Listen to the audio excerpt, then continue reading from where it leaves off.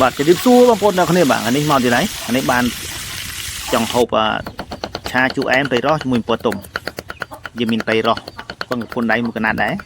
ហើយយើងថែមជាមួយនឹងសាច់ជ្រូក3ជាន់ប្រហែលចំណិតទៅឲ្យវាបានច្រើនគូសំហើយធ្វើបែបនេះក៏វារសជាតិឈ្ងុយឆ្ងាញ់ដែរវាមានជាខ្លាញ់ខ្លះអញ្ចឹងណាបងនេះប្រើជ្រូក3ជាន់ជាមួយនឹងត្រីដូចយើងជៀនរួចហើយបងយើងជៀនយើងមកពងបែបនេះរួចហើយទៅយើងយកទៅឆាទៅវាឆ្ងាញ់និយាយតែឆ្ងាញ់ចឹងទៅហ្មងទៅគឺឆាដូចជាយើងឆាធម្មតាដែរគាត់ថាយើងដាក់ប្រើពណ៌ទុំទេប្រើពណ៌ទុំហ្នឹងយើងច្រឡំជាមួយនឹងត្រីទៅគឺយើងខានហូបយូរហើយយើងវាតល់កំណត់ថាគិតថាធ្វើអីដែរឆាស្ងោអាំងចៀនវាស្ទើរយើងរាល់ថ្ងៃទៅហើយដល់នេះចង់ហូបរបៀបថាជូអែមផ្អែមណាចឹងក៏យើងនឹកឃើញទៅក៏ឆាបែបនេះមកបងប្អូនមានការធ្វើបែបខុសពីហ្នឹងក៏ធ្វើទៅបងនេះគាត់ខ្ញុំធ្វើតាមបែបខ្ញុំទេបងខ្ញុំចេះប៉ុណ្ណាខ្ញុំធ្វើប៉ុណ្ណឹងទៅលក្ខណៈថាធ្វើឲ្យតបានហូបទេធ្វើឲ្យតបានហូបទេ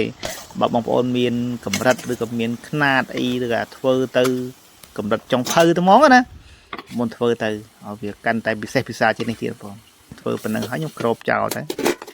ចង្អោះបងអើយភ្លេចខ្លួនបន្តិចចង់ជ្រុលរីងជ្រុលណាប៉ុន្តែធានាថាឆ្អិនល្អបងធ្វើបែបនេះមកចំណងឆ្ងាញ់មែនតើបងប្អូនយើងប្រើម្ទេសអីទៅ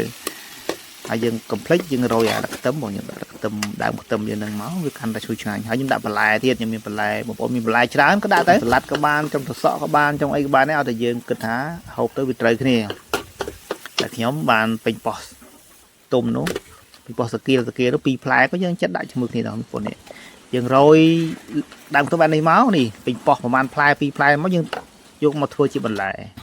បងប្អូនហូបទាំងគ្នាឆាពណ៌ទុំជាមួយត្រីរ៉ស់ដាក់នេះសាច់3ជាន់មកពី3ចំណិតមកពីបងនេះឆ្ងាញ់មកអញ្ចឹងហូបបន្លែបងតែពីប៉ោះពណ៌ទុំជូរ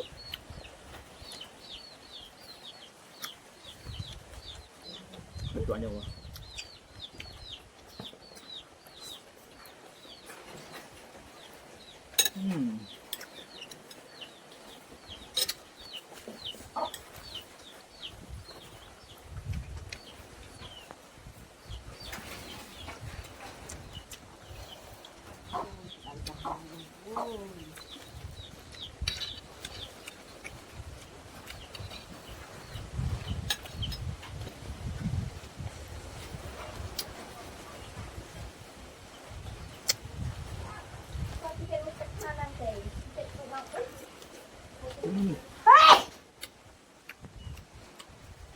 biết đâu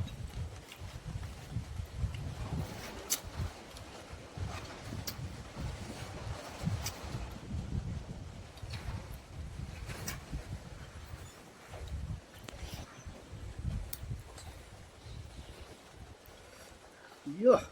Chịu thì bao nhiêu